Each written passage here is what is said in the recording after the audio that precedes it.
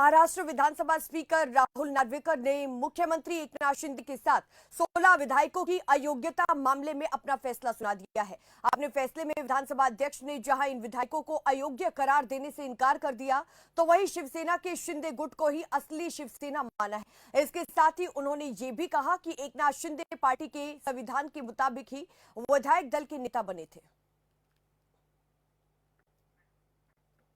तो एकनाथ शिंदे को यहां पर बड़ी जीत मिली है और विधानसभा अध्यक्ष राहुल ने यहां पर बड़ा फैसला सुनाया है। और जो विधायकों को अयोग्य बताया जा रहा था, अब ये जो विधानसभा अध्यक्ष है उन्होंने साफ कर दिया है कि ये जो तमाम विधायक है ये अयोग्य नहीं है। और साथ ही उन्होंने ये भी कहा कि जो शिवसेना है उसका असली मालिक एकनाथ शिंदे ही है और संविधान के मुताबिक ही विधायक दल के नेता बने थे।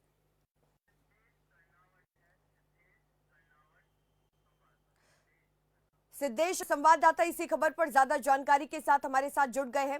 सिद्धेश, हमने बहुत बार देखा कि एकनाथ शिंदे और उद्धव ठाकरे के बीच में ये जंग लगातार जारी रही, लेकिन यहां पर विधानसभा अध्यक्ष ने एक बड़ा फैसला सुना दिया है और एकनाथ शिंदे को कहीं ना कहीं जीत मिल गई है, क्योंकि उनके जितने भी विधायक थे उनको अब अयोग्य घोषित नहीं किया गया है विधानसभा अध्यक्ष की तरफ से।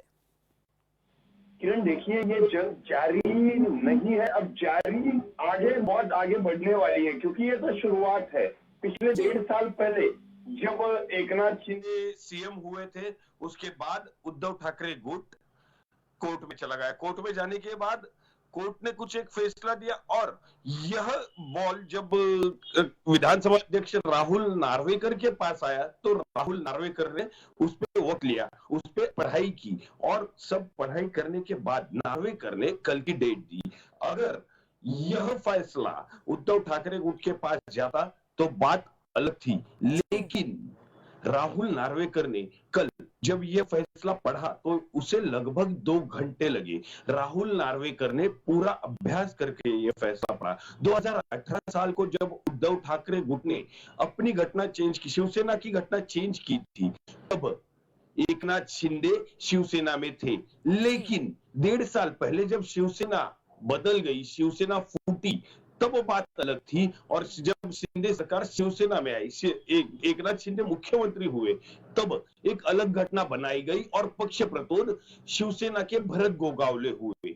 और कल यही बात नार्वेकर ने कही कि 2018 की जो घटना थी वह घटना हम मान्य नहीं करेंगे। मतलब जो महाराष्ट्र विधानसभा है या निवडणूक आयोग है वो मान्य नहीं करेगा और इस फैसले में सभी 16 विधायक वह योग्य रहेंगे। इसमें कोई भी विधायक, ना ही शिवसेना गुट का और ना ही एकनाथ शिंदे गुट का और ना ही उद्धव गुट का कोई भी अपात्र नहीं है, सभी योग्य रहे हैं।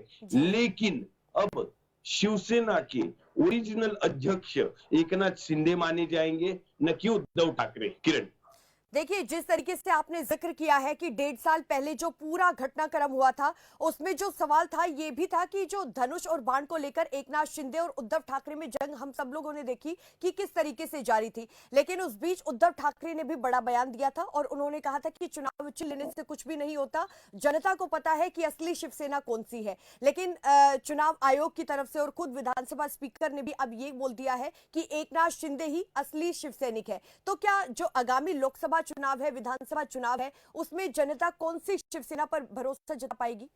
क्योंकि यहाँ पर एक तरफ जो जनता है वो भी असमंजस में है।